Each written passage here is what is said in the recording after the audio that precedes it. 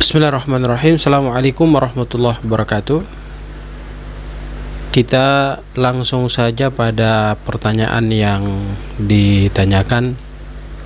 Apa yang didapatkan seorang muslim ketika dia masih mempertahankan ketauhidannya, lantas dia dipanggil oleh Allah Subhanahu wa taala. Kemudian sebelum dipanggil oleh Allah, ternyata yang bersangkutan telah banyak melakukan dosa dan dia tidak sempat untuk bertaubat kepada Allah. Jadi matinya itu dengan kondisi tidak melaksanakan banyak amal soleh, barangkali seperti begitu.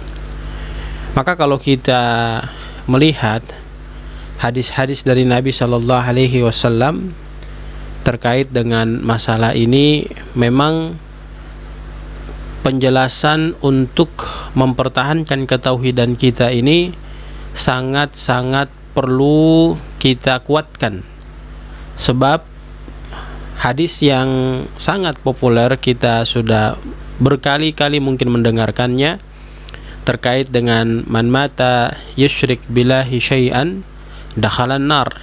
Siapa yang mati kemudian dia mensyirikatkan Allah Subhanahu wa taala, dia mensandingkan kekuatan lain, mau disetarahkan dengan kekuatan Allah Subhanahu wa taala, maka kondisi demikian akan membuat dia dimasukkan ke dalam nerakanya Allah Subhanahu wa taala.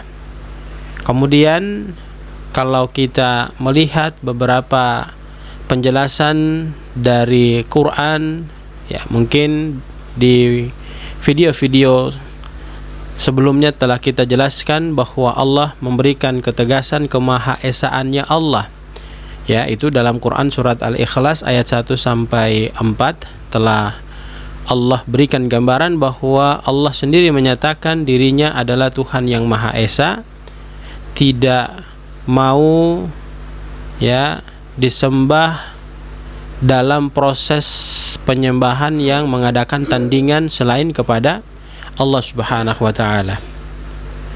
Dan kondisi ini harus memang selalu senantiasa kita jaga dan kita pertahankan sebaik mungkin agar apa yang kita cita-citakan untuk mendapatkan kebahagiaan di akhirat itu akan tercapai. Lalu hadis yang memberikan penjelasan terkait dengan seorang muslim yang dia kemudian meninggal tapi dia mempertahankan ketauhidannya itu, maka Nabi Shallallahu Alaihi Wasallam memberikan ketegasan bahwa nanti kelak di akhirat dia akan dimasukkan ke dalam surganya Allah Subhanahu wa taala. Tentu meskipun dia melakukan berbagai macam kesalahan dosa, yang kesalahan dan dosa itu harus melalui proses hukuman sebagaimana yang sudah dijelaskan kepada kita. Akan mengalami pencucian dosa, pembersihan dosa sampai dosanya dia habis, barulah dia akan dimasukkan ke dalam surganya Allah Subhanahu wa taala.